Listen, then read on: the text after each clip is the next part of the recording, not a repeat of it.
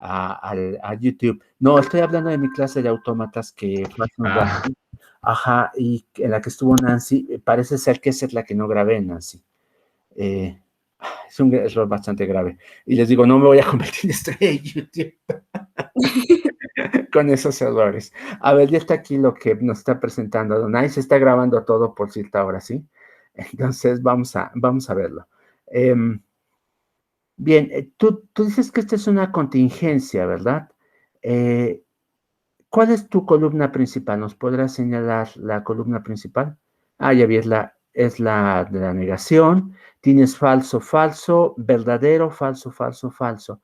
El renglón en el que tienes verdadero es verdadero porque acá tienes falso en la columna que corresponde al condicional principal dentro de la negación, y tienes falso ahí porque te da verdadero en el antecedente, que es P implica Q, y te da falso en el consecuente, ajá, y te da falso en el consecuente porque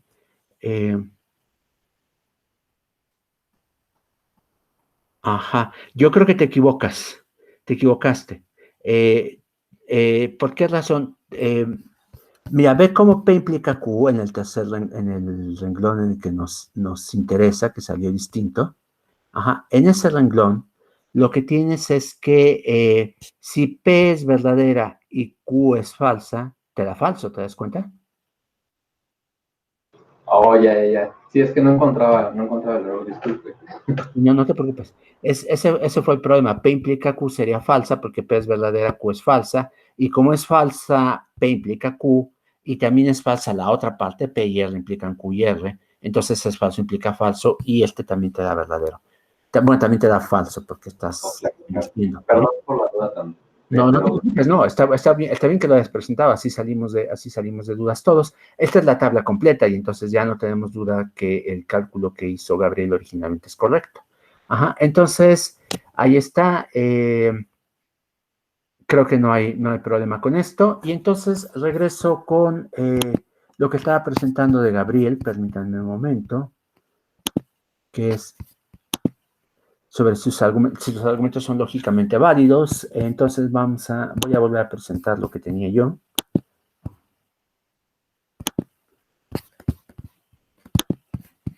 Ahí está. Bien. Entonces tenemos aquí, a ver, todavía no se ve en pantalla, ¿verdad? Ahora sí ya se ve. Eso es lo más grande para que todo el mundo lo pueda ver. Ajá, ya está. Y déjenme ver si puedo hacer una presentación más compacta de ustedes, porque ven nada más una parte de esto, ¿verdad? Me parece que serán los nombres de todos. Bueno, eso todavía no he aprendido a hacerlo bien. Disculpen, vamos a seguir así por lo pronto. Estábamos entonces que estas tablas están bien, y después la pregunta era si estos sean argumentos lógicamente válidos, y tu respuesta está, me imagino, que en la siguiente página, ¿verdad? Vean, el primer argumento es P implica Q, Q implica R, entonces P implica R, y preguntamos si esto es lógicamente válido. La respuesta debe ser sí. Lo que hizo Gabriel fue calcular la tabla de verdad de estos argumentos, y vean cómo tenemos la premisa 1, la premisa 2, y tenemos la conclusión, y en los casos que nos interesa, debe ser verdadero en ambos casos. Vean, aquí la premisa es verdadera, en este caso la premisa es verdadera, y entonces nos preguntamos cómo es la conclusión y es verdadera. Entonces, esta parte va bien. ¿En qué otro caso tenemos coincidencia de las dos premisas? Tenemos coincidencia aquí, ambas premisas son verdaderas, y aquí tenemos verdadero, entonces está bien. Y acá, en este otro caso, también tenemos ambas premisas verdaderas, y la conclusión es verdadera. Entonces, ese argumento es lógicamente válido.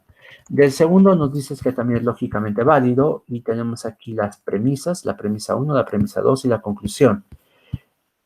En este renglón ambas premisas son verdaderas y la conclusión es verdadera, entonces pasa esa parte.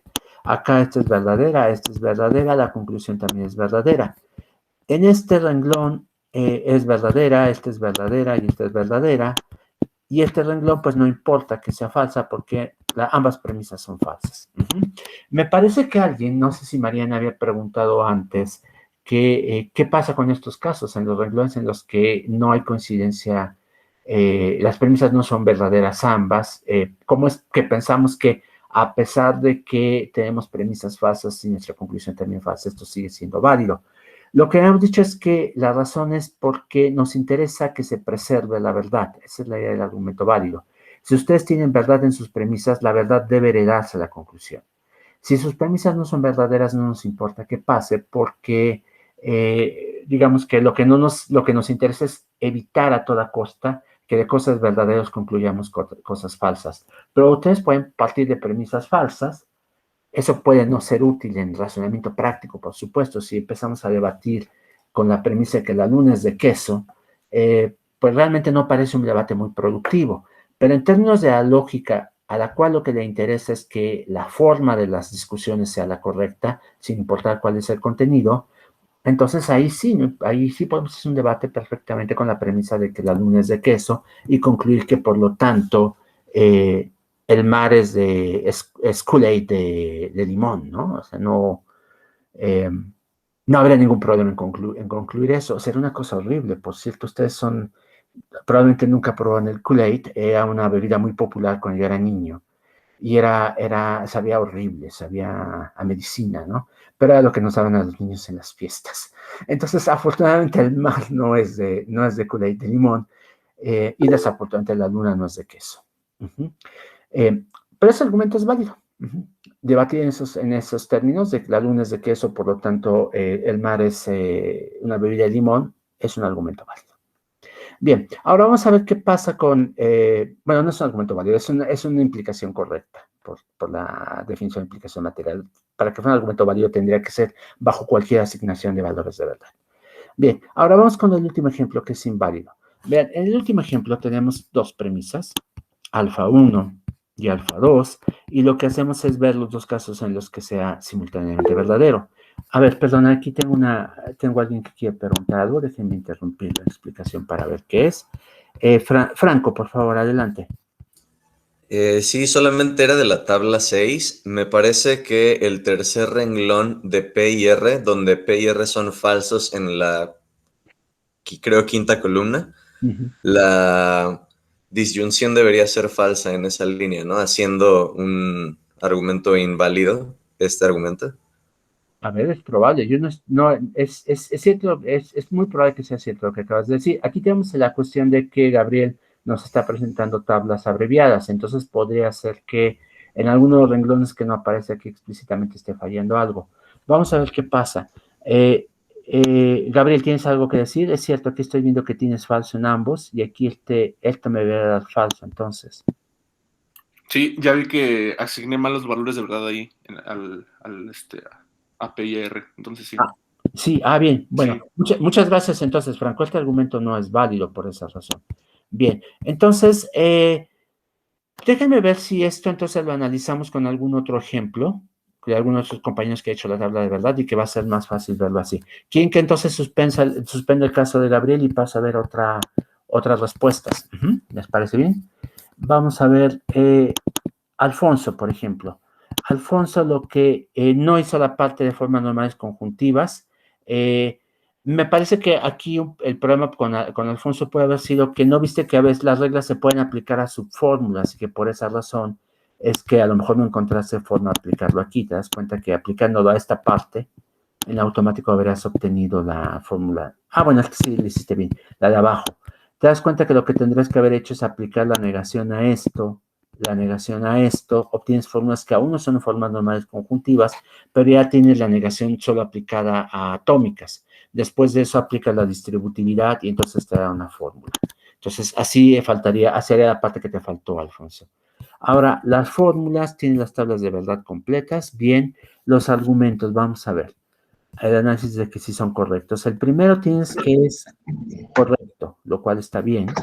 Profesor, creo que no se está viendo bien. No no se está proyectando lo de Alfonso. Entonces déjenme volverlo a hacer. Probablemente no oprimí el botón correcto. Me parece que este es el de... Alfonso, ahora sí se ve una serie de tablas de verdad. Sí, perfecto. Bien, perfecto. Muchas gracias por llamarme la atención al respecto. Bien, entonces tenemos aquí que es Alfonso el que hizo este análisis de las tablas de verdad y nos marca que el primer argumento es correcto, lo cual coincide con Gabriel. El segundo coincide con Gabriel, y ya vimos que está mal, entonces algo debe fallar aquí. Aquí tendríamos que nuestra primera premisa es P, P o Q, la segunda premisa es Q o R, y entonces tenemos que fijarnos en los renglones, en los que sean simultáneamente verdaderos.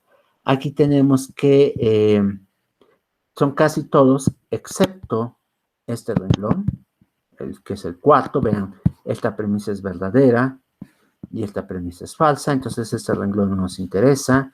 Y después serían el penúltimo y el último tampoco nos interesan, todos los demás sí. Entonces vamos a ver qué pasa. Aquí tenemos P o R, es verdadero, este es verdadero, este es verdadero, este es verdadero, aquí está la falla, este es falso. Ajá, vamos a ver si es cierto. P o Q es verdadero porque P es falso, pero Q es verdadero, y entonces esto me da verdadero, muy bien. QR es verdadero porque en ese caso Q es verdadero y R es falso, está bien. Pero P o R es falso porque aquí tengo simultáneamente P falso y R falso. Entonces tu respuesta, Alfonso, no es correcta, y obviamente tampoco la de Gabriel. Este argumento es inválido. Ahora sí creo que con la tabla completa lo vimos claramente. ¿Alguna pregunta? ¿Todo el mundo vio dónde falló la validez de este argumento? Sí, todo bien. Ajá, bien, ahí está. Mariana, en particular, tú que habías preguntado la clase pasada por qué esta regla, ¿te parece que que está claro por qué funciona así? Sí, me queda claro, gracias. Bien, entonces seguimos. El otro argumento, el que es incorrecto, ese yo creo que no debe haber problemas de que sea un argumento incorrecto. Bueno, vean cómo aquí tenemos que esta es una contradicción. Entonces, nunca nos va a dar verdad, nunca nos va a dar verdadero, por supuesto, siempre nos va a dar falso.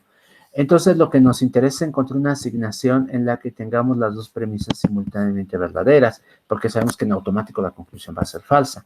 Entonces tenemos P, sí, solo sí Q, que es este, y tendríamos no P o Q, y un renglón en el que las dos sean verdaderas. No hay uno, ¿sí? A ver. Este es... No, no hay.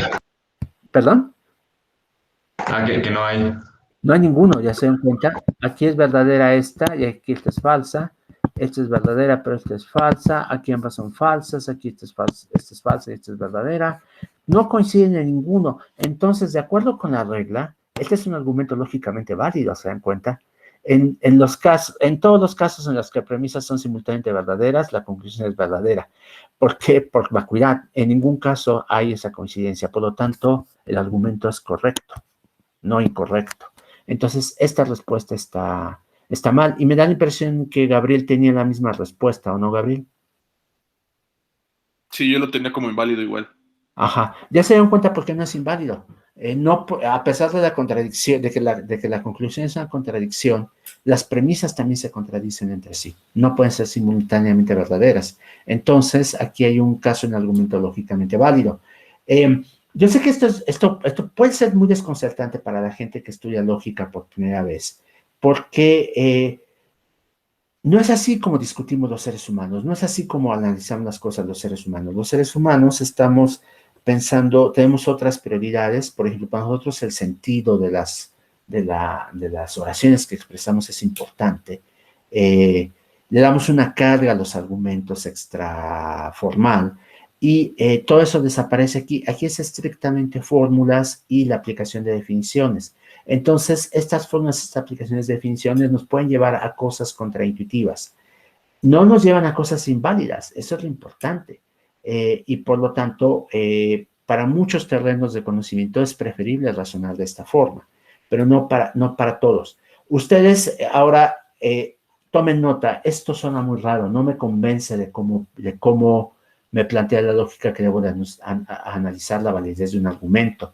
Y piensen que seguramente hay algún filósofo que ya escribió sobre el tema, y si no, ustedes pueden ser los primeros que escriban sobre el tema, como la lógica no los convence por completo por ese punto.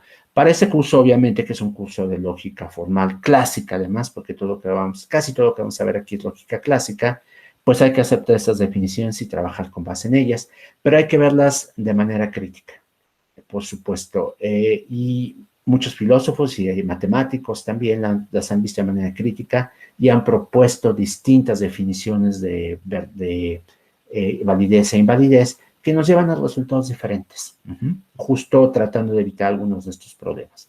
Por lo pronto, el argumento es lógicamente válido y esta respuesta entonces es equivocada. ¿Todo el mundo de acuerdo?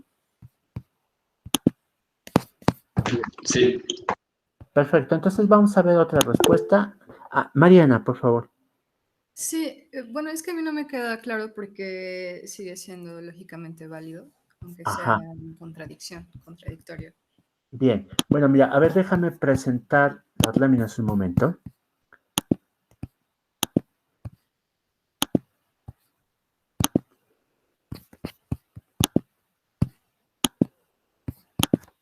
Y fíjate cómo nuestra definición de argumento lógicamente válido, estoy yendo hacia ella, es el siguiente.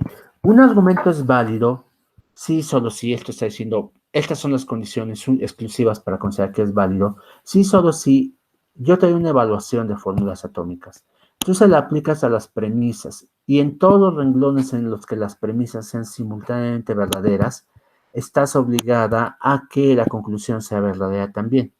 Si falla esto, si tienes un renglón de las premisas son verdaderas y la conclusión es falsa, entonces el argumento es inválido. De otra forma, es válido. Esta es nuestra definición. Entonces, vamos a este caso que es el que nos presentó tu compañero, Alfonso, me parece que es el que hizo la tabla completa, y voy a presentarlo ahora otra vez aquí en la pantalla. Déjame ver, me parece que es este. No, es este. No, este es el tuyo, perdón. Voy otra vez a buscar el de Alfonso. Ajá, ahora sí, es este.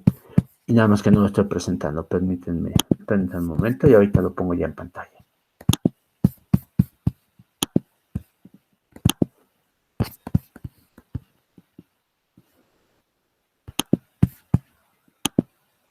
Ahora sí, todo el mundo lo está viendo, ¿verdad? Voy a hacerlo más grande para que se vea mejor.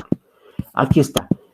Este es el argumento. Entonces, te das cuenta, Mariana, que lo que estamos buscando es que en las columnas de las premisas, que es esta y esta otra, haya un renglón en que ambas premisas sean simultáneamente verdaderas. Y en ese caso vamos a buscar que esta sea verdadera también. Sabemos que no lo va a ser. ¿Por qué razón? Porque es una contradicción, siempre nos da falso. Pero nuestra única esperanza entonces es que ningún renglón coincida verdadero en ambas premisas. Y efectivamente, miren, en el primer renglón tienes verdadero acá, pero tienes falso acá. En el segundo se repite lo mismo, verdadero aquí, pero falso acá. En el siguiente renglón tienes falso en los dos, entonces nuevamente es un renglón que no nos importa. Tienes falso aquí, falso acá, verdadero acá, pero ya tienes un falso, entonces no importa, y acá en estos nuevamente se alterna verdadero con falso. Entonces, como en ningún renglón coincidió que ambas premisas fueran simultáneamente verdaderas, no me importa cuál sea el valor de verdadera conclusión. Cumple con la definición de argumento válido. Ese es el punto. Lo que les decía es que esto puede sonarles contradictorio, ¿no? Como afirmar una contradicción puede ser un argumento válido, y les decía que es por la forma en que se define validez en lógica clásica, que es premisas verdaderas, conclusión obligatoriamente verdadera. Cualquier otro caso, no me importa. Funciona en matemáticas clásicas. Eso es lo que a lo mejor debería sorprendernos. Esto que para un neófito en lógica suena contraintuitivo, funciona perfectamente en matemáticas clásicas. Tú puedes hacer matemáticas clásicas con esta definición de validez y no vas a llegar a nada que los matemáticos no acepten como correcto. Eso, pues a lo mejor te habla mal de las matemáticas clásicas, por supuesto, ¿no? Y los intuicionistas, que vamos a ver más adelante, se cuestionan este tipo de cosas. No deberíamos recortar el saber matemático a cosas que podemos demostrar de otra manera, Pero eso vamos a ver más adelante. Ahorita no sé si entonces la definición sí te quedó claro por qué en este caso nos dice esto es lógicamente válido. Sí, sí, ya me quedó claro, muchas gracias. Bien, perfecto. Entonces, ahora sí, estábamos viendo otro ejemplo. Permítanme un momento. No me acuerdo qué ejercicio estábamos viendo. Pues íbamos a ver los tuyos precisamente, Mariana. Entonces, voy a presentarlos en pantalla. Son estos. Bien, creo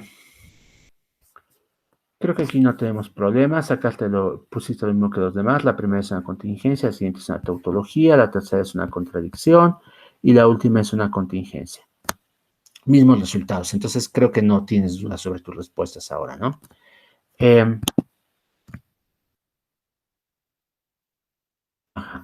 Argumentos lógicamente correctos. Este es lógicamente correcto. Este no es lógicamente correcto. Y el último, que habías puesto que no es lógicamente correcto, ya te convencí que sí lo es, ¿no? Y a los demás. Entonces, esto ya está. ¿Alguna duda sobre lo que presentaste, Mariana? ¿Algo que te gustaría que aclaráramos aquí? No, sí me quedó claro. Ya, todo. Gracias. Perfecto. Pues mira, la verdad es que en general todo esto está bien. No sé si podemos ver las otras también, pero estas que ya vimos me parece que son respuestas suficientes. Aquí tienes tú otra respuesta. Déjame ver. Sí, del ejercicio 2 creo que lo mandé aparte. Lo mandaste aparte, ¿verdad? Ajá. Que es el de... Ajá, transforma siguientes fórmulas a fórmulas normales conjuntivas. Entonces esta te salió sin problemas. Esta otra lo que hiciste fue distribuir el mismo resultado de Gabriel, me parece, así a simple vista. Sí. Entonces, perfecto. Esta transformación está bien hecha. Entonces aquí tendríamos estos casos. A ver, déjenme ver. No, faltan muchos. Está el caso de Mónica. Mónica también sacó las mismas... aquí te salió distinto, Mónica, el ejercicio 2B.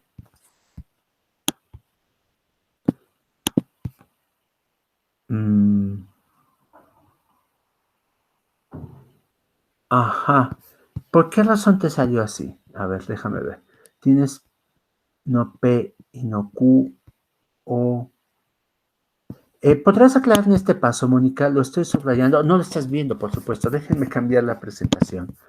Déjenme poner esta página, esta ventana a la vista de todos. Ahora sí.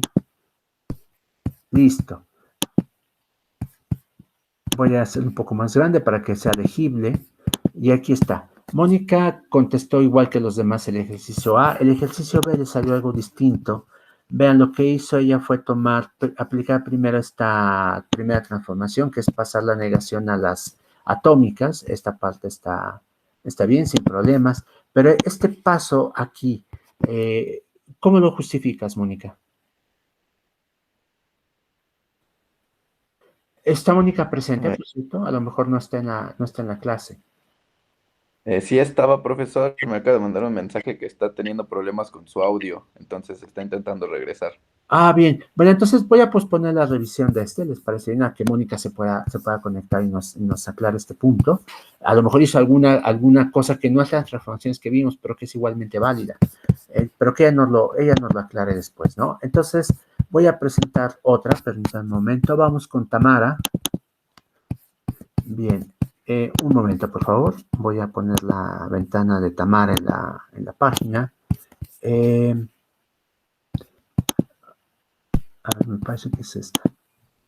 No, estos son los enunciados de los ejercicios, permítanme. No.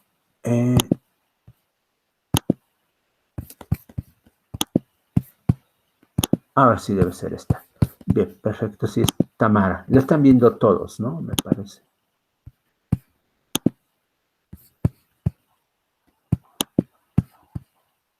Aquí está.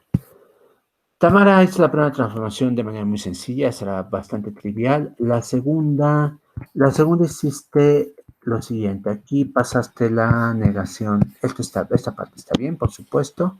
Pasaste las negaciones a las atómicas Y después lo que hiciste fue, usando equivalencias, dices que interioriza las disyunciones usando equivalencia. Aquí tomas tu R, ajá, y haces en disyunción con esto. Aquí lo haces en disyunción con esto. Ajá. Sí, eso está bien. A lo mejor habría sido más breve distribuirlas al revés, por supuesto, ¿no? Pero es un paso perfectamente válido. Haces conmutatividad de las disyunciones. Ajá. Bien. Las distribuyes acá. Entonces, esta no R pasaría aquí, no R o P, y no R o Q, está bien. Esta Q pasaría acá y sería no Q o no P, y esto sería no Q. Ah, mira, aquí está porque es I. Es I. Te das cuenta que deberías distribuir igual que esta, pasar la disyunción acá adentro. Y entonces, esta debe ser una disyunción, ¿o me equivoco? No, ¿no? Me parece que estoy en lo correcto, que esta sería una disyunción, porque lo que haces es distribuir esta disyunción sobre esta conjunción. Entonces, esta es una disyunción. Ahí te falló algo. Entonces, tú lo que haces es quedarte solo con esto, lo cual sería válido, por supuesto, porque es una repetición de cosas. Pero acá, este paso no lo entiendo, Mónica. O sea, de esta fórmula de aquí, pasaste esto de acá abajo, ¿estoy entendiendo bien?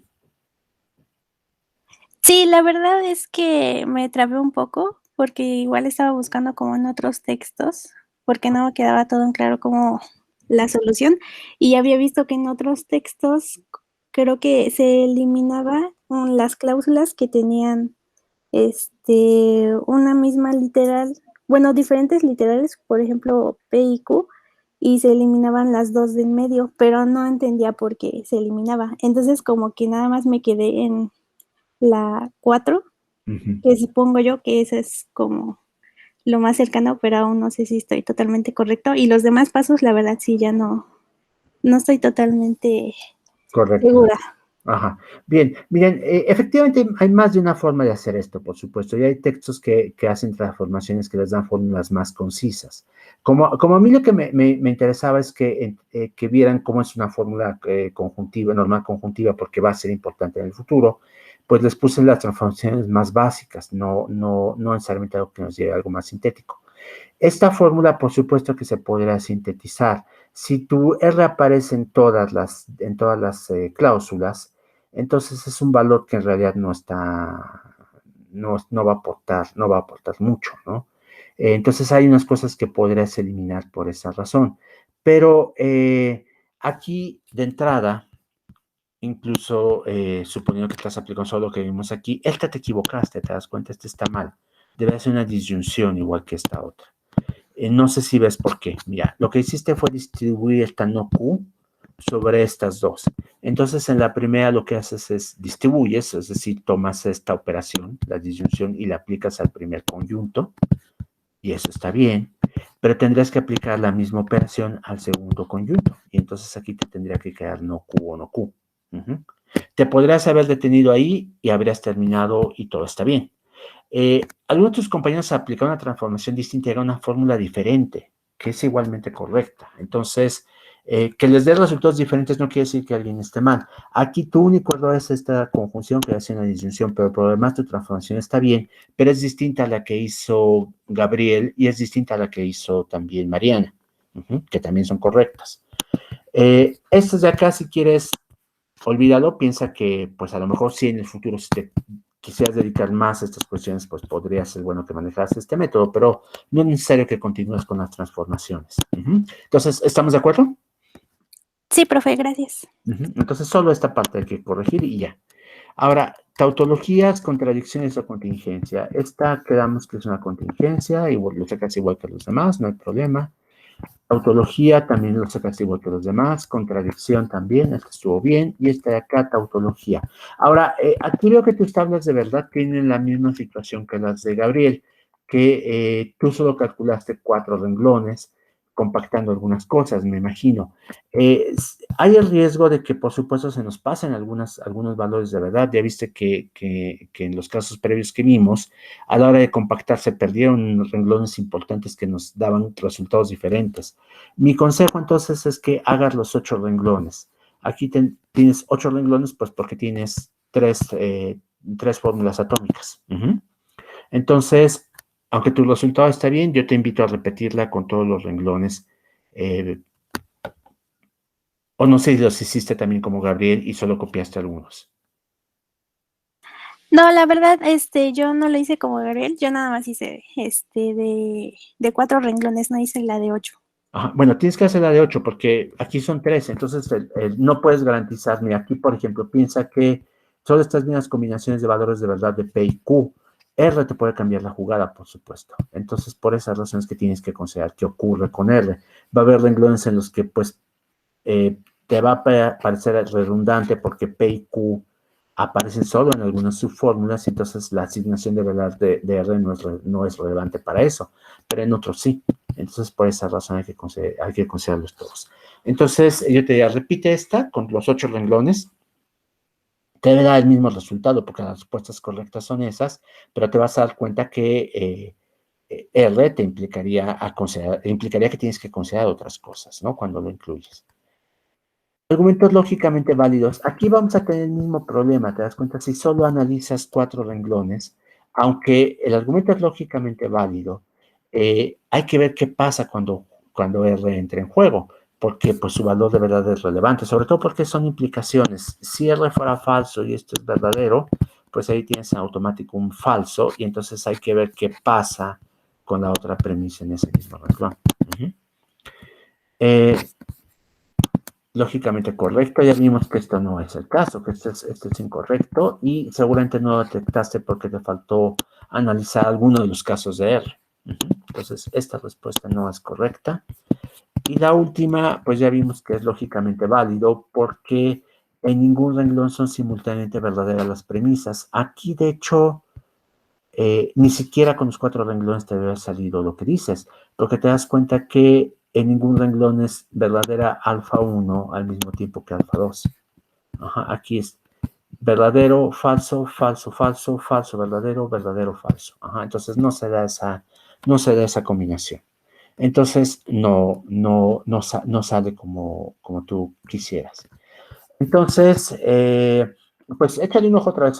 Después volverlos a tratar, a intentar. Si te atoras en algo, escríbeme y yo te mando información. Pero me da la impresión que con lo que ya discutimos aquí, tú puedes completar todo lo que faltó o falló, ¿no?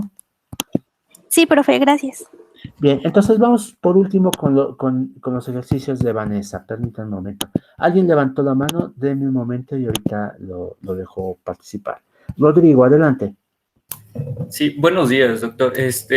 Me quedé con una duda porque en algunos lados vi que a las CNFs se les llamaba, bueno, se distinguía entre canonical,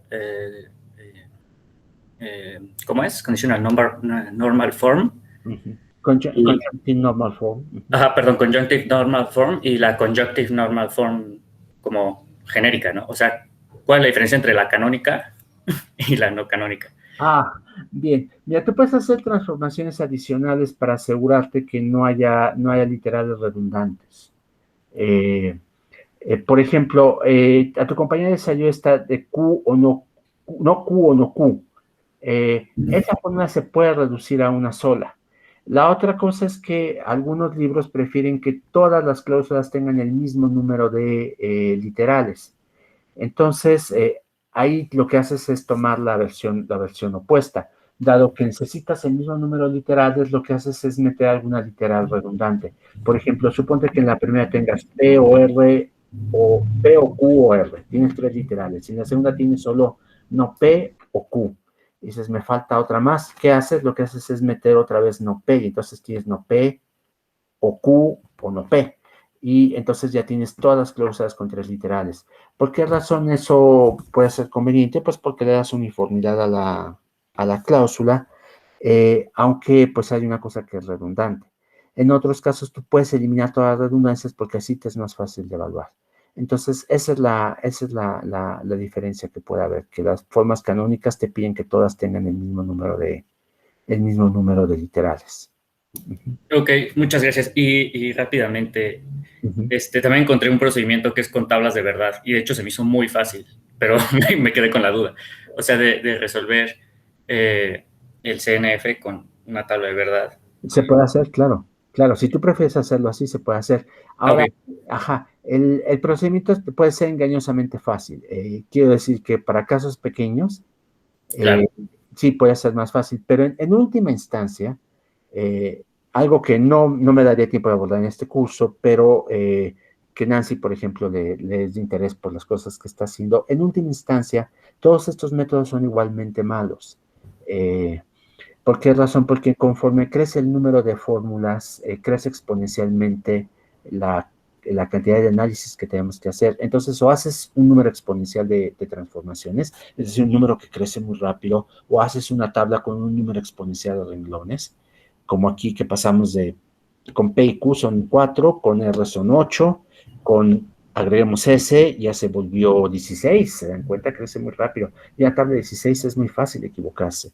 Y pasa lo mismo con estas transformaciones. Si tú usas tablas de verdad para cuando tienes 3 literales, probablemente es un poco más ágil, pero con 4 te vas a tener los mismos errores que aquí. Entonces, no hay un método ideal y la sospecha es que no puede haberlo. ¿Por qué es una sospecha? Porque todo esto es equivalente a resolver un problema que se llama 3SAT, que significa encontrar una asignación de verdad, de valores de verdad que haga que una fórmula sea verdadera, una forma normal conjuntiva con 3 literales. Ajá. Y ese problema no se conocen algoritmos eficientes para encontrar una solución, se conocen algoritmos eficientes para verificarla. Tú me ofreces una solución y yo te la verifico rápidamente, pero me dices búscala y no la encuentras rápidamente con los métodos conocidos. Uh-huh. Entonces, si tú usas tus métodos de tabla de verdad, tú con tablas de verdad lo que lo que presentas al final es una fórmula y su tabla de verdad y vemos que da el mismo resultado. Perfecto. Eso está más fácil de verificar, por supuesto. Uh-huh. Ok, muchas gracias, doctor. Bien. Ahora, ¿qué tenemos acá? Tenemos entonces los de Vanessa, que son estos que nos habían faltado. Vanessa hizo aquí una tabla de verdad para verificar que su respuesta estaba correcta, no hay ningún problema.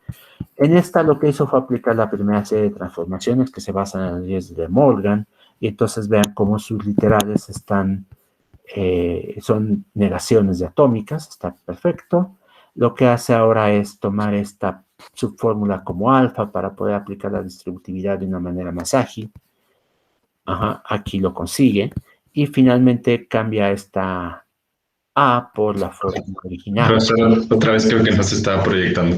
No se está proyectando. Ah, gracias por decirme. A ver, permítanme un momento, ahorita lo pongo.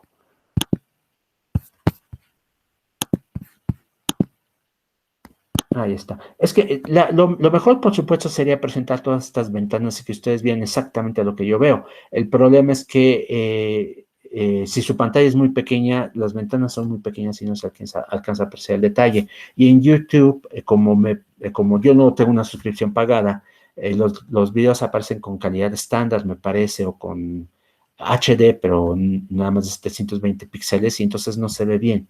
Entonces, se me olvida que tengo que andar cambiando ventanas. Discúlpenme. Ahora, regreso entonces a lo que tenemos aquí con Vanessa. Les decía que la primera transformación, pues, es muy sencilla, la hizo sin problemas. Y en la segunda transformación, lo que hace Vanessa es aplicar de Morgan, estas transformaciones que yo puse sin ponerles nombre, pero es de Morgan. Se queda con literales negadas, lo cual está bien. Después, para agilizar esta parte, vean dónde está paseando mi cursor, para analizarla con más facilidad, lo que hace es definir el primer disyunto como, más bien sustituirlo por una abreviatura, que es la letra A, y entonces es más fácil apreciar que va a aplicar la distributividad. Entonces distribuye A sobre esta conjunción, sobre esta otra. No, aquí falló algo seguramente, porque se dan cuenta que esta es una disyunción, entonces no habría... La distributividad debería ser sobre este más bien, Vanessa. Porque esta de aquí te da esto, te das cuenta que la vas a sustituir, te sigue saliendo esto de acá, que aún hace falta una distribución extra. Tu resultado final es correcto, por cierto, déjame decirte, no le veo problemas, pero a lo mejor si tú hubieras aplicado al revés las cosas y hubieras tomado esta que ya tiene la forma correcta, te das cuenta tu segundo disyunto ya es una disyunción, y lo hubieras distribuido sobre esta, te ahorras transformaciones. ¿Sí ves por qué? Sí está Vanessa presente, ¿verdad? Creo que no está. Parece que no está. Bueno, entonces, perdón. Si tiene problemas de conexión, cuando ella ve el video, entonces espero que se pueda apreciar qué pasó. Ella lo que hizo está correcto. Para facilitar las cosas, lo que hizo es tomarse este primer disyunto, como la fórmula A, y la distribuyó. Entonces le sale esto. Y esta fórmula, pues, a ella le pareció que le acercaba más a la meta. Y después lo que hizo fue distribuir sobre esto y le sale una fórmula, pues, un tanto complicada, pero al final llega un resultado que es correcto. Lo que estaba diciendo es que podría haberse adoptado la perspectiva opuesta, y es que en lugar de abreviar el primer disyunto aquí, podría haber abreviado este otro, distribuirlo sobre esta, y entonces en un solo paso le habría salido un resultado que ya tiene forma normal conjuntiva. Su resultado debe estar correcto. Es un poco largo, no me quiero detener, debe estar correcto, pero es pues más largo. No tiene nada de malo en sí, pero de la otra manera se habría ahorrado algunos pasos en su respuesta. Entonces está bien. Ajá. Eso es cuestión de práctica, y de buena suerte. A veces uno ve esas transformaciones y a veces uno no las ve. Lo importante es que la tabla de verdad de lo que ya sacó coincida con la tabla de verdad de la fórmula original, y con eso la fórmula está correcta. Y como les dije, no hay un método absoluto que nos lleve siempre a la solución más eficiente. No lo conocemos. Hay métodos que en la mayor parte de los casos que los seres humanos encontramos nos dan la respuesta correcta rápidamente. Pero no hay una demostración matemática de que eso se pueda generalizar, de que sea así, que si tomamos una distribución aleatoria que calcula un ser omnisciente o una computadora, efectivamente siempre es la respuesta más correcta. No, eso no se sabe. Bien, entonces acá tenemos que ella obtuvo contingencia en el caso A, lo cual está bien. En el caso B obtuvo tautología, lo cual está bien. En el caso C obtuvo perdón, es que oprimí el botón incorrecto. En el caso C obtuvo una contradicción, lo cual está bien. Y después, en el caso D, dice que tiene una tautología. No me acuerdo qué salió en este caso en los otros. Sí, debe ser una tautología. Porque es distributividad. Perfecto, entonces ahí está. Si los argumentos son lógicamente correctos, el primero es lógicamente correcto, el segundo no es válido, perfecto. Lo analizó bien. Pero lo hizo por una demostración, ¿se dan cuenta? Vanessa está haciendo trampa. No incorrectamente, su intuición es correcta. Si un argumento es lógicamente válido, entonces se puede demostrar por medio de algún sistema de demostración, si el sistema de demostración es correcto. Pero es precisamente el tipo de cosas que vamos a cuestionar en este curso. ¿Un sistema de demostración es correcto? Si piensas eso, tienes que demostrarlo, no lo puedes asumir. Y entonces primero vendría la demostración de que el sistema es lógicamente correcto, y después se podrá aplicar como lo aplicó Vanessa, para demostrar que un argumento no es lógicamente válido. Pero tal y como está, ella no está utilizando la definición, ¿se dan cuenta? Está utilizando una demostración, utilizando algo que se parece a... Supongo que es Lukasiewicz, tiene modus ponens, puede ser cualquier sistema con modus ponens, podrá ser deducción natural y le cambia el nombre a la regla, a eliminación de la implicación, pero el punto es que no es el método que vimos aquí, y aún no demostramos que es un método equivalente. Entonces, yo invitaría a Vanessa a rehacer esta demostración para este argumento, y no está la del caso C. Entonces, supongo que ahí probablemente llegó al mismo resultado que todos, que se dieron cuenta que la conclusión era una contradicción y dijeron, pues, ¿qué se hace en estos casos? Y la respuesta es, analizamos qué pasa con las premisas. Tal vez las premisas sean contradictorias entre sí, y entonces todos felices, el argumento es lógicamente válido. Bien. Ya está, entonces creo que vi todos los ejercicios que me enviaron. Muchas gracias, fue muy buen trabajo.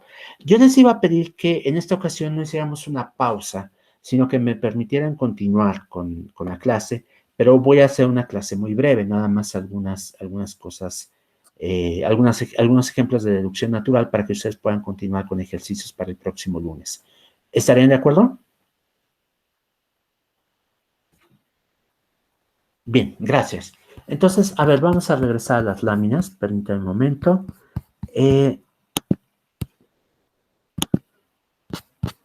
No las tengo que ver en pantalla. Entonces, no puedo hacer esto. Un momento, por favor. Voy a presentar las láminas que están acá, seguramente en esta parte. Ahora sí. Bien, entonces...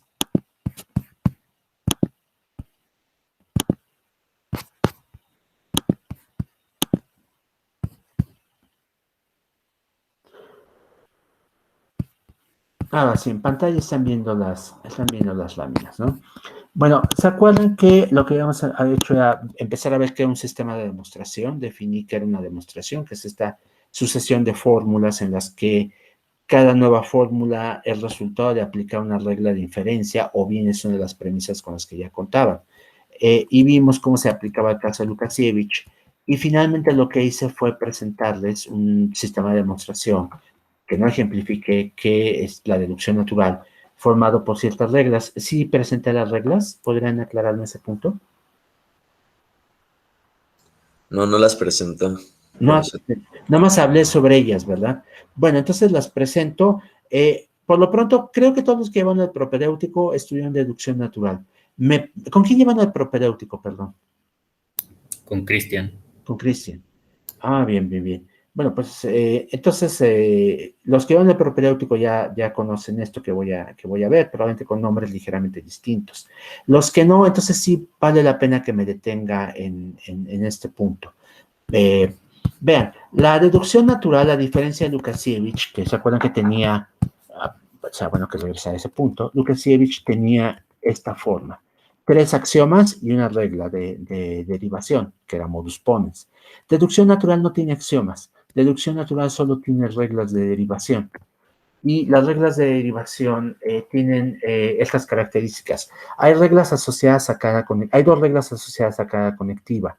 Una de ellas se va a llamar I, aquí esta es una letra I, y la conectiva respectiva, y la otra se va a llamar E, y la conectiva respectiva. La I es de introducción y la E es de eliminación. ¿Por qué estos nombres? Porque en una vamos a poder introducir a una demostración la conectiva que deseamos y con la otra vamos a poder eliminar la conectiva que no queremos. Entonces, por eso vienen en pares. Hay un par de reglas que no son así, pero la mayoría son de este estilo. Vean, el primer par es el más sencillo de todos, que es el de la conjunción. Y tenemos aquí que la regla de introducción de la conjunción me dice: si tú en algún punto de demostración demostraste que P y en otro punto de demostración demostraste que Q, puedes concluir la fórmula P y Q. Intuitivamente suena que debe ser así, porque la conjunción es verdadera cuando ambos son verdaderos. Y si ya demostré las dos cosas, pues puedo concluir la conjunción de las dos cosas ya demostradas. Esa es la idea. La eliminación es muy similar. Si ustedes demostraron que P y Q es porque las dos cosas deben ser el caso, tanto P como Q, y por lo tanto podrían concluir de P y Q, P o Q, como les acomodo. Cualquiera de estas dos que les parezca más conveniente en algún caso, pueden quedarse con ellas. La disyunción tiene una regla pues similar, tiene un esquema similar, tiene introducción y tiene eliminación, pero la eliminación tiene esta forma un poco rara. Ahorita me detengo en ella. Empiezo con la introducción. Si ustedes demostraron que P se vale entonces afirmar P o Q, y si demostraron que Q se vale afirmar P o Q, más adelante voy a demostrar que esto es correcto en un sentido técnico de la palabra correcto, pero intuitivamente piénsenlo de esta forma. Si ustedes demostraron que P, saben de alguna manera que su valor de verdad es verdadero. Por lo tanto, la disyunción de P con cualquier otra cosa, dada la tabla de verdad de la disyunción, debería ser verdadera, ¿no? 2 más 2 es igual a 4. 2 más 2 es igual a 4 o el cielo está nublado. Eso es verdadero, esté nublado o no esté nublado el cielo por la disyunción, ¿no? Entonces, es lo que estamos diciendo con esta regla. Hay casos en los que nos interesa tener esto, por supuesto, y por esa razón lo tenemos la regla, y se vale en los dos sentidos, vean. Se vale concluir a partir de P, P o Q, y se vale concluirlo a partir de Q, también P o Q. La regla de eliminación de la disyunción es una regla distinta. Aquí suponemos que ustedes demostraron ya en algún momento P o Q. Y entonces de esta demostración ustedes pueden decir, bueno, me consta que una de las dos se debe cumplir, pero no sé cuál de las dos. Entonces, ¿qué hacen? Deducción natural tiene esta posibilidad. Ustedes pueden formular hipótesis, o si quieren decirlo en términos bancarios, tomar un préstamo. La hipótesis es el préstamo. Les voy a dejar introducir algo que no estaba ahí todavía, con la condición de que cumplan un requisito, y si se cumple ese requisito, dejo que saquen algo de la caja respectiva. Es decir, esta hipótesis nos dice, mira, imagínate por un momento que el mundo es así, que P es el caso. Entonces yo te voy a decir que dejar que hagas deducciones, suponiendo que P es el caso, y al final te voy a dejar que cierres esta caja sacando una conclusión autorizada a partir de ella. Ajá, es así como funciona esto. En este caso, para la eliminación de la disyunción, yo me tengo que formular dos hipótesis paralelas. Por un lado, yo sé que P o Q es el caso, pero no sé si las dos, o sea, no sé si P, no sé si Q o no sé si ambas. Entonces, abro cajas en las que me planteo por un momento que en el mundo P es el caso, de un lado, y del otro que en el mundo por un momento Q es el caso. Y mi obligación es hacer deducciones de tal manera que al final en ambas cajas tengo la misma conclusión, en este caso una fórmula R. Si logro eso, si logro tener la misma conclusión de ambos lados, entonces se vale que cierre las cajas y diga, esa es la conclusión total, global, R. ¿Por qué razón? Porque yo sé que P o Q es el caso, suponte que P fuera el caso, se acuerda. Suponte que no, que el caso es Q, se acuerda también. Entonces, como una de las dos se tiene que cumplir, concluyo R. Entonces, ¿vieron cómo funciona esta? Bien, vamos a ver ejemplos, por supuesto. Ahorita es muy abstracto todo, pero vamos a ver ejemplos. La implicación tiene también pues una regla que me permite introducirla y una regla que me permite eliminarla. Para la introducción funciona también de esa manera. Y vean que yo podría planteármelo al revés, aunque lógicamente, formalmente yo justifico de arriba abajo en una demostración. Ya vimos en la ocasión pasada que en términos humanos es a veces preferible formularme a dónde quiero llegar y tratar de deducir los pasos intermedios, de decir, mira, aquí en la mitad deberías haber hecho esto. Aquí estamos haciendo eso. Supóngase que ustedes quieren demostrar P implica Q. Una posibilidad es nuevamente pedir prestado P. Esta hipótesis. Hacer una serie de deducciones que me lleven a Q, y si lo logro, entonces de esta caja yo puedo sacar P implica Q. La eliminación de la implicación es muy fácil, es el modus ponens. O sea, tienen P implica Q, tienen P, y de esto pueden deducir Q. ¿Qué otras reglas tenemos? Tenemos un par también para el bicondicional. ¿Se dan cuenta? Tengo aquí introducción del bicondicional. ¿Y cómo introducimos un bicondicional? P, sí, solo si Q. Pues primero demostramos que P implica Q y después demostramos que Q implica P, y entonces se vale obtener ambas cosas. De este lado, la eliminación me dice, tú ya tienes el bicondicional. Perdón, entonces de eso puedes deducir que P implica Q, porque sabes que P sí solo si Q. O bien, la inversa, Q implica P del bicondicional, la que te sirva más para lo que quieres hacer. Bien. El siguiente par es un poco complicado. Este par, introducción de la negación y eliminación de la negación, funciona de esta manera. Vean que aquí aparece este símbolo especial. Este símbolo recibe muchos nombres. Uno de ellos es bottom. Bottom porque se piensa el elemento más pequeño de una estructura matemática que se conoce como celosía. Pero también lo podemos ver, y ahí se originó, como la inversión de la letra T. ¿Se dan cuenta? Es una letra T al revés, la T de truth. Entonces ustedes tienen verdadero, invertir verdadero es falso. Entonces aquí está. También lo podrán leer como falso. Entonces, aquí le vamos a dar esa lectura, sobre todo la de falso, y vean que lo que vamos a hacer en un caso es lo siguiente.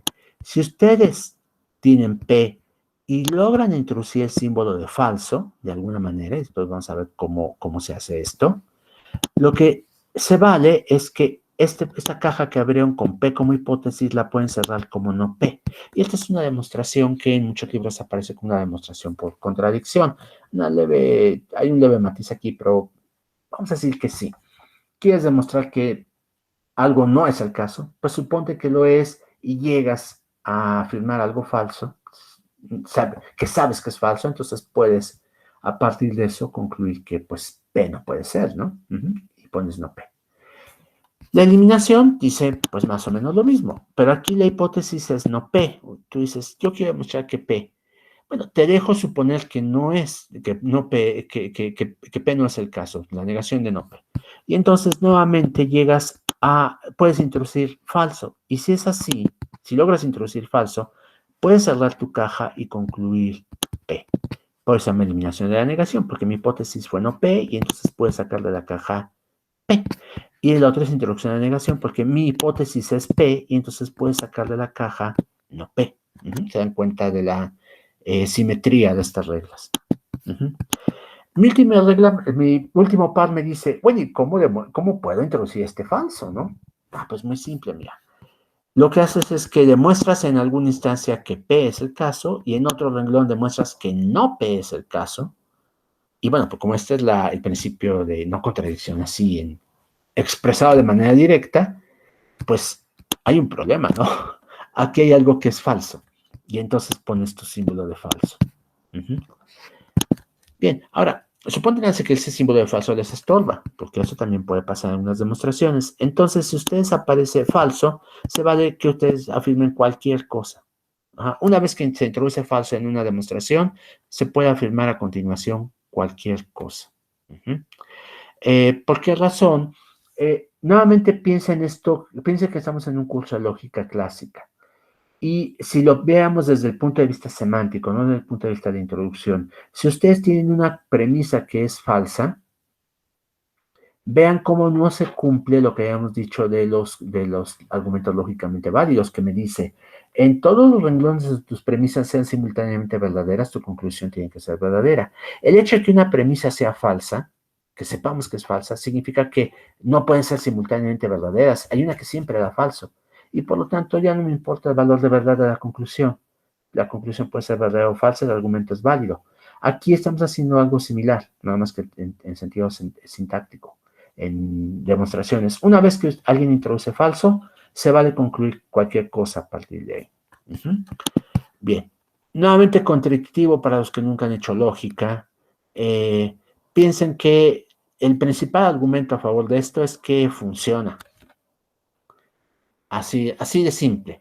Y por supuesto que, como decía Richard Dawkins en un libro, el filósofo es alguien que queda con una, como no acepta como una respuesta correcta, válida, aceptable, simplemente es el sentido común o pues es que funciona. El filósofo tiene que cuestionarlo. Ustedes lo van a cuestionar en cursos posteriores, por supuesto, pero ahora por lo pronto trabajamos con esta regla. Entra falso en una demostración, puede seguir cualquier cosa. La última regla es una regla distinta. Esta regla me dice, si tú tienes dos fórmulas que están ligadas por el bicondicional, es decir, alfa sí, solo sí, beta, entonces en cualquier fórmula que tengas en las que aparezca alfa, como un pedacito de esa fórmula, es lo que estamos diciendo aquí. Puedes sustituir eso por una fórmula donde en lugar de aparecer alfa, ahora aparece beta, porque las dos cosas son iguales. Vamos a darle uso más adelante, ahorita se ve muy abstracto, pero van a ver cómo funciona. Y una aclaración nada más, la regla que en los libros más técnicos se conoce como contradicción es realmente la regla de eliminación de la negación. Y van a ver cómo esta regla, cuando estudiamos intuicionismo, va a ser una regla que vamos a eliminar de nuestro sistema. Bien. Ejemplos, ¿qué les parece? Ya hablé mucho en abstracto, vamos a poner ejemplos de demostraciones.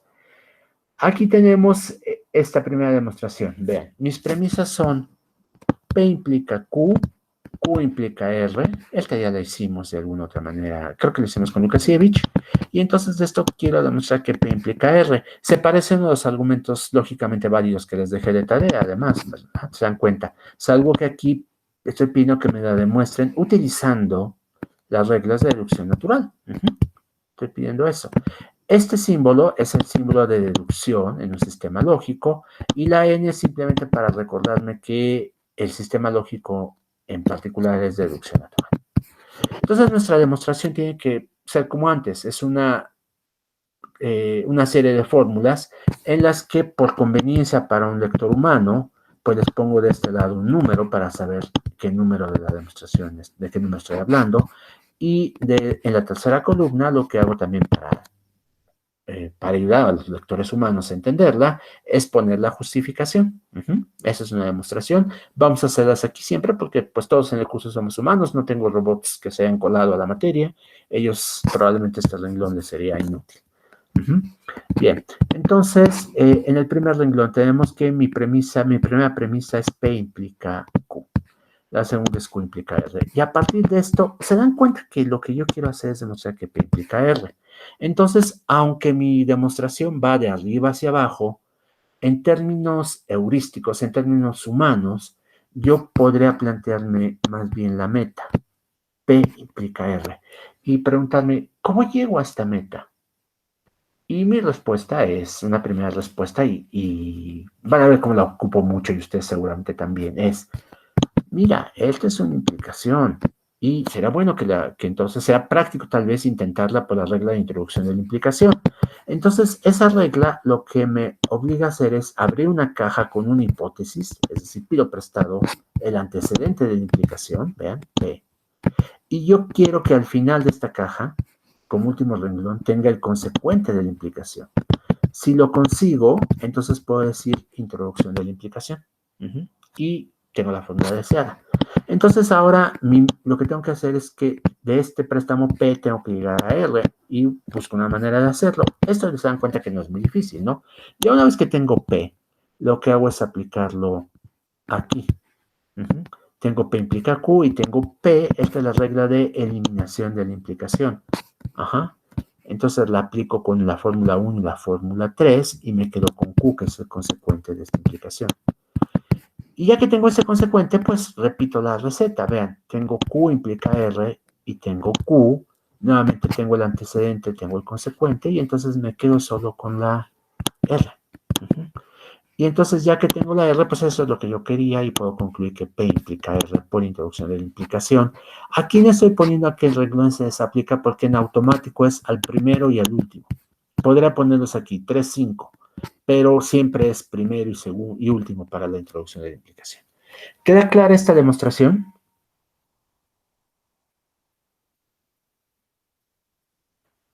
Voy a tomar el silencio como un sí, pero sí, bien.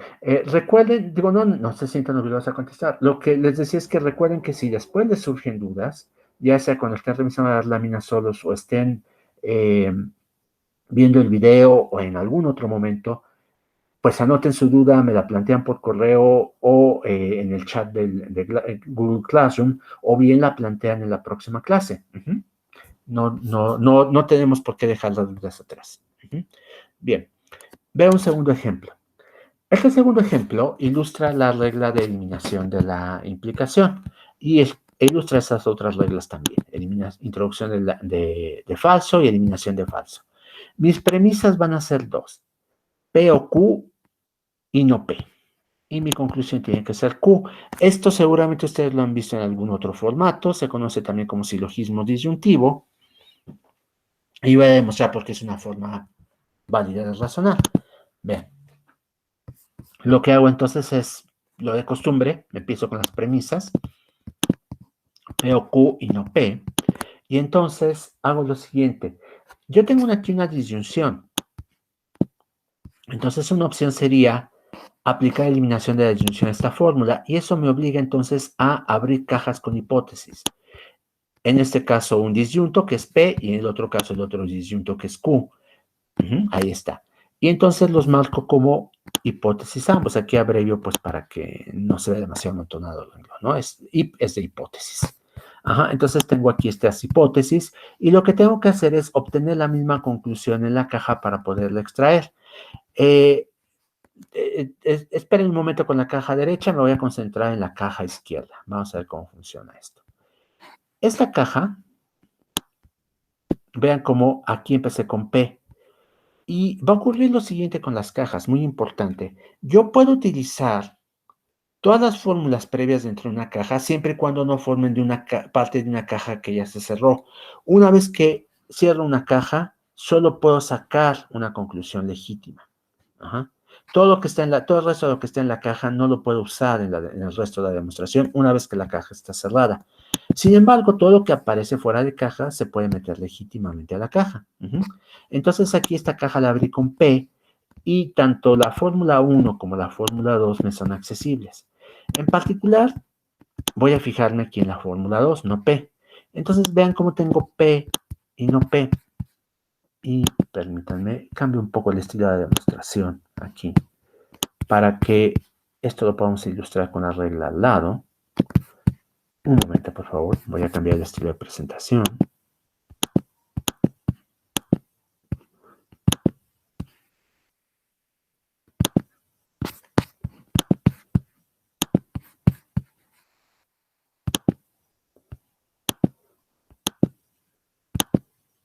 Ya está. Bien. Vean cómo acá, cierro esta ventana, tenemos, de un lado derecho voy a poner las reglas. Ajá.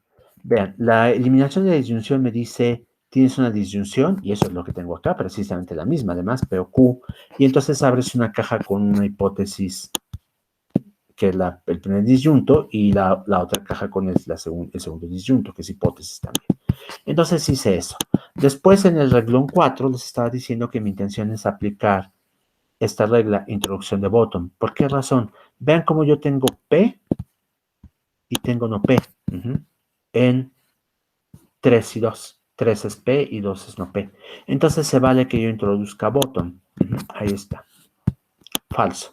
Ya que tengo falso ahí, pues, ¿qué hago con él? Ah, pues miren, yo tengo mi regla que es eliminación de falso. ¿Te aparece falso en algún momento? Pon lo que quieras después. Ajá. Aquí en este ejemplo puse a P, pero puedo poner a Q y eso es lo que hago aquí. Con falso introduzco Q. Y vean cómo ahora ya llegué al resultado deseado, pero solo de un lado de la caja, de la disyunción. ¿Qué pasa del otro lado? El otro lado es esta caja que está a lado derecho. Y vean cómo en este lado no tengo que hacer nada. Yo quiero obtener Q como conclusión y ya está Q. Q es la hipótesis. Entonces, dado que coinciden, vean, el renglón 5 acá coincide con el renglón 6 de acá. Dado que están coincidiendo, entonces la regla de eliminación de la disyunción, acá del lado derecho, me dice, saca la conclusión común de las dos cajas. En este caso, Q. Lo saco y la justifico como eliminación de la disyunción a partir de la disyunción que aparece en el renglón 1. Ya está. Listo. ¿Dudas sobre esto? A lo mejor esto lo habían demostrado ya con Christian, de hecho, los que llevan el propedéutico, ¿no? Bueno, pero si no, aquí está la demostración del silogismo disyuntivo. Vamos a ver esta otra. Esta otra es una equivalencia muy importante en lógica, es el teorema de la doble negación, que aquí estoy abreviando así, precisamente teorema de la doble negación, TDN, y que me dice que si yo tengo P, en cualquier momento lo puedo sustituir por no P. ¿Cómo vamos a justificar esto? Vean, esta fórmula la voy a demostrar con deducción natural sin ninguna premisa. ¿Se dan cuenta? Aquí del lado izquierdo del símbolo de inferencia no aparece nada. ¿Por qué? Porque la voy a demostrar sin ninguna premisa. Y dirán, bueno, eso está complicado. Sin premisas. Digo, no se asusten. Vean, primero, observen que esta es una doble implicación. Es un bicondicional. Entonces lo que voy a hacer es utilizar eventualmente, y lo tengo en la siguiente página, déjenme ver. No, está aquí mismo. La regla de introducción del bicondicional. Y para esto, pues tengo que demostrar el condicional en una dirección y el condicional en otra. Ya se dan cuenta, aquí tengo que P implica no, no P, y acá tengo que no, no P implica P. Si demuestro estas dos, entonces puedo concluir la equivalencia. Y nuevamente, acuérdense que en términos de justificación, mi justificación va de arriba abajo. En términos de cómo descubro esa justificación, es legítimo adelantarme y tratar de ver cómo relleno los pasos intermedios. Eso es lo que estoy haciendo aquí. Yo quiero llegar a esta conclusión, es un bicondicional. Una forma posible es demostrar la implicación en una dirección y después la implicación en la otra dirección. Ahora, ¿cómo hago cada una de estas? Bueno, veamos. Vamos a detenernos a la primera implicación, el número 5. P implica no, no P. ¿Cómo puedo llegar aquí? Es una implicación, ¿se dan cuenta? Entonces, para demostrar esta implicación, pues podríamos pensar, abre una caja con el antecedente como hipótesis y en el último renglón tienes que obtener tu consecuente como conclusión. No, no P. Entonces, hago eso y ahora la tarea es llenar algo en medio que me permita justificar ir de 1 a 4, ¿no? Entonces, abro, ya tengo mi primera caja con P y mi último renglón va a ser no, no P. ¿Qué puedo hacer? Pues la cuestión es que no se me ocurre cómo de entrada, pero digo, mira, no, no P aparece, es una negación. Tiene una negación al frente. ¿Por qué no intento la regla de introducción de la negación? Ajá. Bien. ¿Y cómo puedes aplicar esa regla? Pues muy simple. Tomo como hipótesis no P, porque esta quiero agregarle una negación al frente, y veo si con esto puedo llegar a falso. Y entonces la regla de introducción a la negación, vean de este lado, me dice, si tú tienes una hipótesis y llegas a falso, se vale que saques tu hipótesis negada. Y eso es lo que yo quiero hacer, sacar esta no P negada y obtener no, no P. Entonces, pues, como hipótesis no P. Y vean cómo, pues, una vez con esa hipótesis, el siguiente paso es automático para sacar falso. Porque tengo en el renglón 1 P, en el renglón 2 tengo no P, y eso es precisamente la regla de introducción de falso. Aquí, P y no P. Entonces, en el 3 es legítimo decir, tú pon falso. Bien, pongo falso, ya cumplo con lo que tengo que cumplir para poder sacar mi conclusión de la regla de introducción a la negación. Saco entonces no, no P, a partir de introducción de la negación con la hipótesis 2, negada. Y finalmente, como tengo P aquí y tengo no P acá, ya se vale cerrar esa caja y obtener esto. Que es P implica no, no P. Se dan cuenta que entonces el procedimiento es, ¿a dónde quieres llegar? No es obligatorio, por supuesto, pero yo les aconsejo que sigan esto. ¿A dónde quieres llegar? Trata de pensar qué pasos intermedios necesitas para llegar a ese punto. En términos de justificación, lo vamos a justificar de arriba abajo. 2 se sigue de 1, 3 se sigue de 1 y 2, 4 se sigue de 1, 2 y 3, etcétera, etcétera, etcétera. Pero en términos de cómo imaginarme que sigue, es conveniente pensar a dónde quiero llegar. Y los seres humanos tendemos a razonar así. Los demostradores automáticos de teoremas, uno pensaría que pueden razonar mejor de la otra manera, pero a veces buscar de manera ciega, a ver si llegamos a la meta, toma tanto tiempo que tienden a adoptar una perspectiva parecida a la perspectiva humana. Ven la meta y dicen, a lo mejor sí la observo y trato de aplicar reglas que están relacionadas con su estructura sintáctica, se me ocurre algo mejor. Y generalmente funciona así. Los demostradores automáticos también trabajan un poco como los seres humanos y cuando no funcionó, se van al método de prueba todo. Prueba todas las opciones, en algún momento te saldrá la correcta. Pero también lo están intentando como nosotros, fijarnos en la meta deseada. Bueno, la segunda parte de la demostración es muy similar, por supuesto. En la segunda parte de la demostración yo quiero llegar a no P implica P. Y esta es una implicación, entonces repito mi truco, pongo como hipótesis el antecedente de la implicación y mi meta debe ser consecuente. ¿Cómo hago el paso intermedio? Pues nuevamente aquí tengo una P. Vean que la regla de eliminación de la implicación del lado derecho me permite introducir como hipótesis algo negado y si obtengo falso, se vale sacar de la caja la fórmula sin la negación. Entonces voy a intentar esa forma de proceder. Lo que hago entonces es que como yo quiero obtener P, pongo aquí no P. Y veo si a partir de esto puedo hacer algo.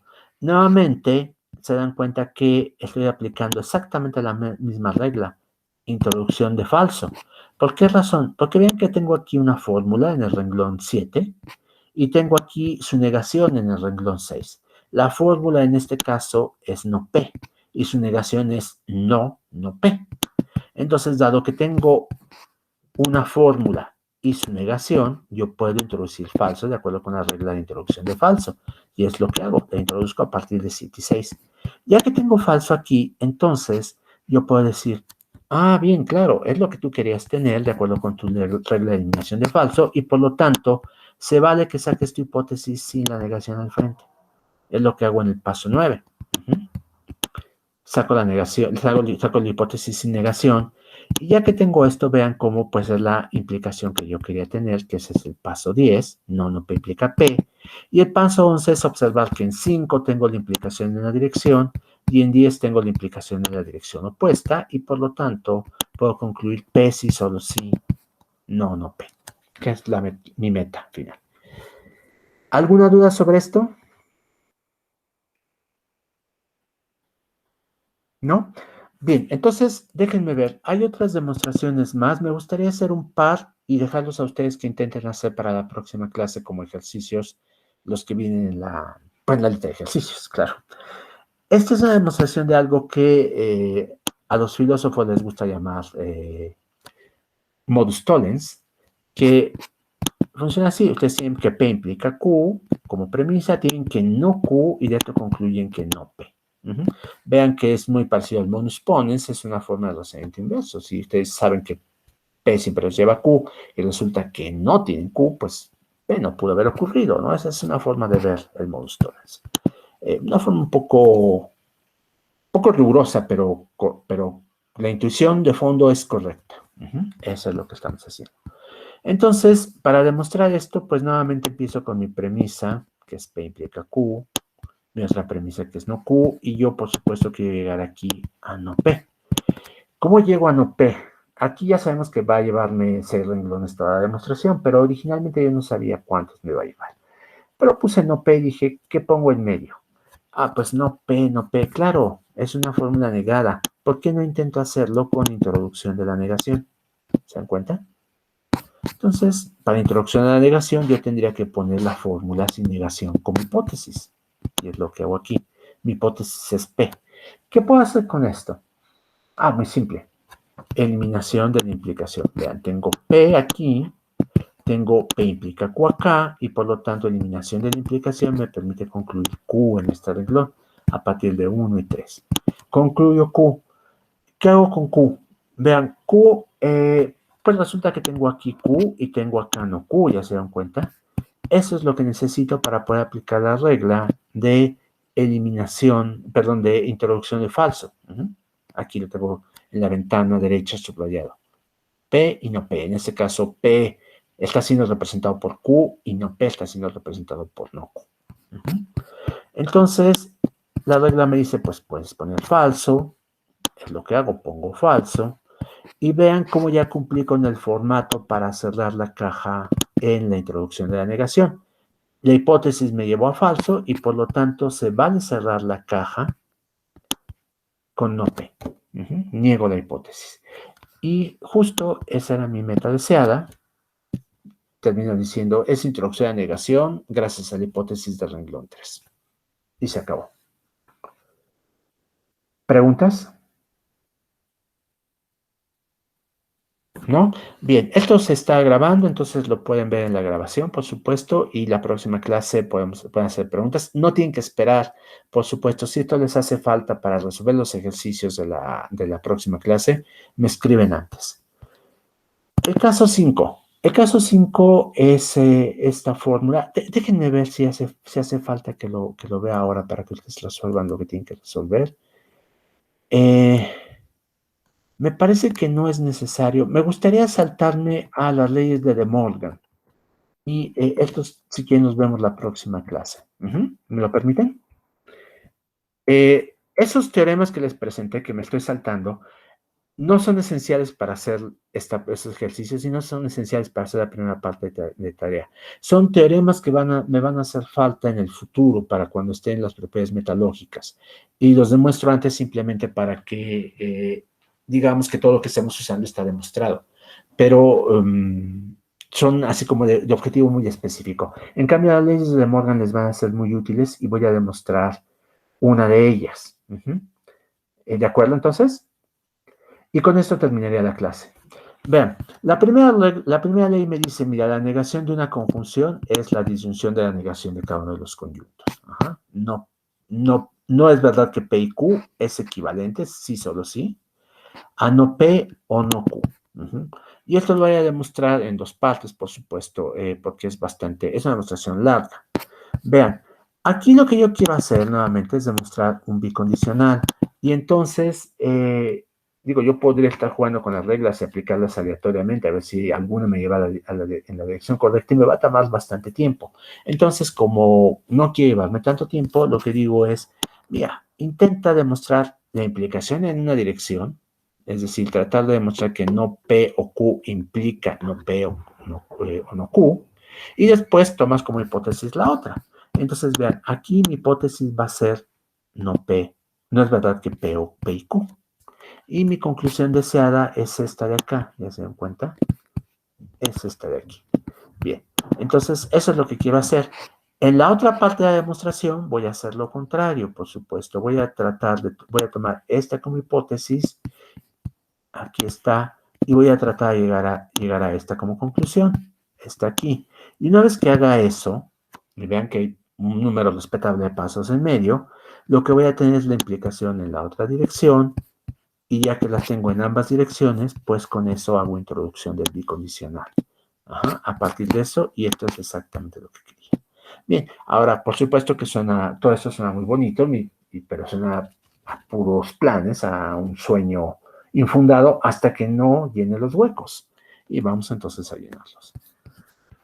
En el primer caso, yo tengo no P y Q como hipótesis. Con esto sí empiezo. Abro una caja porque no tengo premisas, ya se dan cuenta, entonces tengo que empezar directamente con una hipótesis. Abro una caja que es no P y Q. ¿Cómo procedo a partir de esto? Vean cómo yo quiero demostrar no P o no Q. Y una tentación muy común, sobre todo para mí que soy originalmente de formación matemática, y además educado por matemáticos clásicos a los cuales el intuicionismo no les decía nada en su momento, pues la tentación es aplicar contradicción. Yo quiero demostrar esto, voy a asumir su negación. ¿Se dan cuenta? Estoy negando eso, ¿no es verdad que no P o no Q? Entonces, hago eso, no es verdad que no P o no Q. Bien, ¿ahora qué hago después? Pues muy simple, voy a intentar hacer esto. Voy a intentar llegar por contradicción primero a no P. Voy a llegar por contradicción acá a no Q. No Q. Vean, tengo no P, no Q. Después cambio estas por mi teorema de doble contradicción. Se dan cuenta que no P es equivalente a P y no Q es equivalente a Q. Las junto y estoy negando esto. Bien. Entonces, de esa manera, pues puedo meter falso. Pero no lo he justificado todavía. Ese es mi plan a futuro. ¿Cómo puedo llegar a esto? Bueno, pues mira, empieza, por supuesto, si tú quieres obtener no P, una opción es que pongas no P. ¿Por qué razón? Porque vean que de esa manera puedo introducir el no adicional utilizando la regla de introducción de la negación, la que estoy subrayando del lado derecho. Esa es mi intención. Vamos a ver si la logro cumplir. Entonces, abro una nueva caja dentro de la caja que está dentro de la otra caja. Esto es como muñecas rusas. Abro esta nueva caja y entonces aquí pongo mi no P. Y con no P lo que hago es hacer introducción de la disyunción. Acuérdense que introducción de la disyunción es una regla muy simple. Me dice, tienes algo, puedes deducir la disyunción de ese algo con lo que tú quieras. Tienes alfa, puedes poner alfa o beta. Aquí en particular tengo no P, y entonces escojo hacerlo con no Q, la disyunción con no Q. Podrás haber hecho con Q, por supuesto, pero no me sirve.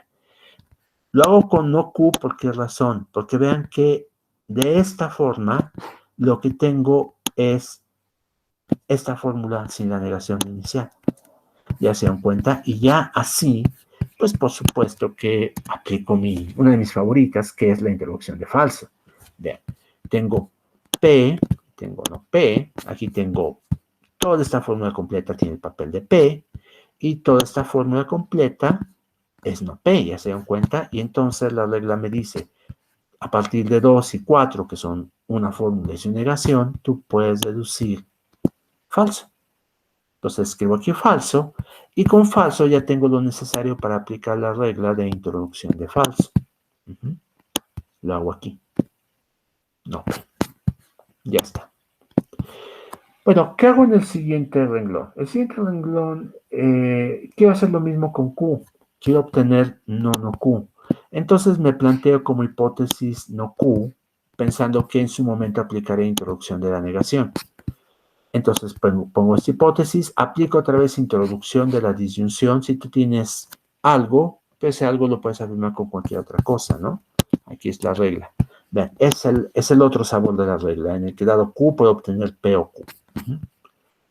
Lo hago aquí, y entonces, nuevamente, puedo aplicar la regla de introducción de falso, que me dice P y no P, pues ahí puedo decir falso. Aquí en este caso, el papel de P lo tiene esta fórmula completa, y el papel de no P lo tiene esta fórmula de acá. Pongo falso a partir de 8 y 2, entonces, dado que cumplí con los requisitos, puedo sacar mi hipótesis negada, no Q, el paso 7. Ya que tengo estas dos, aquí estoy abreviando dos pasos en uno. Lo que hago es tomar la conjunción de estos pasos, la introducción del 6 y el 10. Pero se dan cuenta que la introducción a la conjunción a 6 y 10 sería no P y no Q. Como estaba un poco escaso de espacio aquí, simultáneamente lo que hice fue reemplazar no P por P, porque son equivalentes. ¿Se acuerdan? Fue en la demostración anterior que P sí, solo sí, no P. Entonces, en lugar de poner aquí no P, pongo P directamente, y a Q le hago lo mismo. No Q es equivalente a Q, y por lo tanto escribo directamente Q. Entonces lo justifico, acuérdense, introducción a conjunción aplicado a 6 y 10, y el teorema de doble negación aplicados a sus componentes. Y entonces aquí obtengo P y Q, y vean cómo tengo P y Q aquí, y en el paso número 1, o sea, todo lo que está fuera de mi caja, arriba, lo puedo aplicar. En el paso número 1, tengo no P y Q. Entonces, nuevamente, esto cumple el formato de la regla introducción de falso. Y eso es lo que hago. Introduzco falso a partir de 11 y 1. Y bueno, aquí ya no ocupo todo. Me sigo a la siguiente página. Y aquí lo que hago es que con falso cierro mi hipótesis utilizando eliminación de la negación. ¿Por qué razón? Vean, esta caja la abrí con esta hipótesis. Eliminación de la negación me dice, abre una caja con la negación de lo que quieres. Aquí abre una caja con la negación de lo que quieres. Si al final de la caja logras obtener falso, y aquí tengo falso, ¿se dan cuenta? Entonces puedes sacar tu hipótesis sin la negación. Y es lo que estoy haciendo aquí. En el 13 estoy sacando la hipótesis sin la negación. Y resulta que eso es precisamente lo que quería obtener. Entonces, aquí en este paso, pues aplico la regla de introducción de la implicación. Vean, mi caja principal la abrí con no es verdad que P y Q. Y en el último renglón, en este renglón 3, obtuve no P o no Q. Y por lo tanto, puedo cerrar la caja con no es verdad que P y Q implica no P o no Q. La introducción de la implicación. ¿Problemas hasta el momento? Bien, continúo entonces. ¿Cómo se hace en el otro caso? El otro caso es más fácil, afortunadamente, o al menos toma menos renglones. El otro caso funciona así. Yo quiero ahora demostrar que esto implica esto de acá. Entonces, otra vez, me planteo como hipótesis el antecedente de esa implicación, que es no P o no Q. En medio voy a hacer muchos pasos que todavía no sé cuáles, Aquí ya están escritos, por supuesto, pero piensen que yo estoy diseñando esta demostración todavía. Pero mi interés es que en el último renglón de esta caja aparezca la conclusión deseada, para que yo pueda cerrar la caja con mi implicación deseada, que es lo que tengo en 25. Entonces yo tengo que llegar aquí a partir de esto. ¿Cómo lo hago? Observo que mi meta, esta, tiene negación al frente, ¿ya vieron? Ahí está la negación. Entonces, pues, por supuesto, tiene una negación al frente. La tentación es aplicar introducción de la negación, ¿no? Entonces, yo tendría que tener el renglón previo a esta negación para poder decir que lo hice exitosamente. ¿Cómo puedo meter esta negación?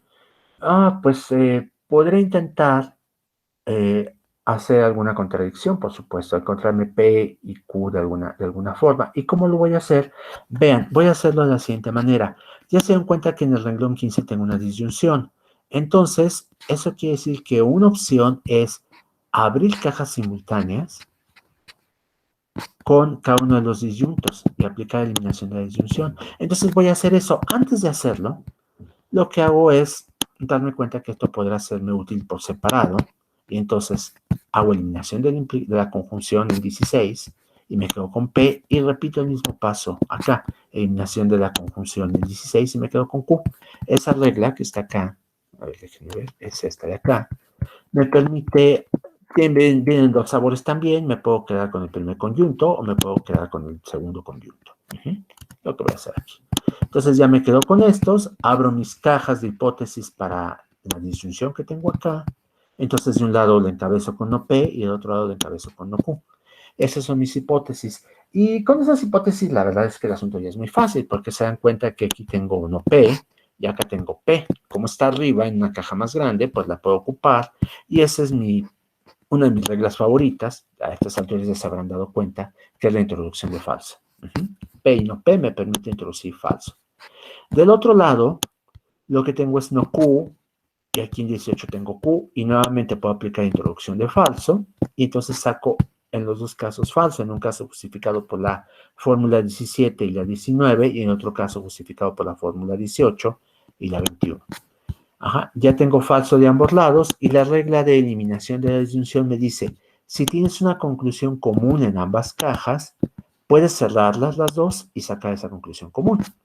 Y lo que hago es, pues como es la misma, es falso, lo saco y ya tengo aquí falso. Fuera de las cajas, que eso es lo importante. Ya fuera de las cajas, observen cómo, entonces, ya puedo aplicar mi otra regla favorita, que es introducción de la negación, que me dice, empezaste con una hipótesis, llegas a falso, se vale que cierres tu caja con la negación de tu hipótesis. Y lo hago aquí. Niego la hipótesis de esta caja. No, P y Q. Entonces saco no P y Q. Pero esa es precisamente mi meta. ¿Se acuerdan lo que me había planteado? A partir de no P o no Q, obtener no P y Q. Y entonces cierro esta caja con el antecedente, que es la hipótesis, implicando el consecuente, que es la conclusión de la caja. Y lo justifico con introducción de la implicación. Ya que tengo todo esto, pues por supuesto, vean como en 14 tengo la implicación en una dirección y en 25 tengo la implicación en la dirección opuesta. Y con eso puedo aplicar la regla de introducción del bicondicional y obtener lo que quería. Esa era mi meta final, esa es la meta a la que estoy llegando y pues con eso me detengo. No sé si todo el mundo le pareció claro o al menos no les parece que suena verosímil. Yo los invito a verificar cada paso, plantearse si hay dudas en alguno de ellos y ya sea que esperen a la próxima clase o que antes de eso me quieran consultar y con mucho gusto les aclaro las preguntas. ¿Algo que quieran decir en este momento? No, bien. Bueno, vean los ejercicios nuevamente de la clase. Déjenme ver, ejercicios número 1. Aquí está en los ejercicios, y esto lo voy a hacer en grande para que se alcance a leer. Hay que hacer ya algunas demostraciones de deducción natural. Les estoy dejando 3 teoremas que tienen que demostrar con deducción natural. Por favor, inténtenlos. Si se atoran, no importa, los discutimos aquí en clase, pero lo importante es que los intenten. Para esto, pues, por supuesto, primero hay que revisar las demostraciones que acabo de presentar, pero yo espero que hayan sido claras. Y con esto nos detenemos y dense cuenta cómo queda un solo punto de los ejercicios. La tarea va a ser muy similar y eso quiere decir que estamos, en teoría, en apariencia, a punto de concluir. No, desafortunadamente, el salto entre 5 y 6 es bastante largo. Me va a llevar un par de clases, yo creo. Pero, pues, creo que vamos bien. Creo que podríamos hacer el curso más pausado si logramos sacar esta parte bien. Ustedes me dicen también la próxima clase si no sienten que voy demasiado rápido. Bien. ¿Dudas o preguntas? ¿No? Bien, espero que no sea que mi voz los haya hecho dormir. El silencio sea una demostración de comprensión mutua y no de y no de aburrimiento. Entonces, pues les agradezco mucho su presencia de todas maneras. Incluso si alguno de ustedes dejó de prestar atención, yo entiendo que eso puede pasar en una clase tan larga. Gracias de todas maneras. Nos vemos el lunes. Muchas gracias. Gracias. Gracias, hasta el lunes. Gracias, hasta luego. Hasta luego entonces.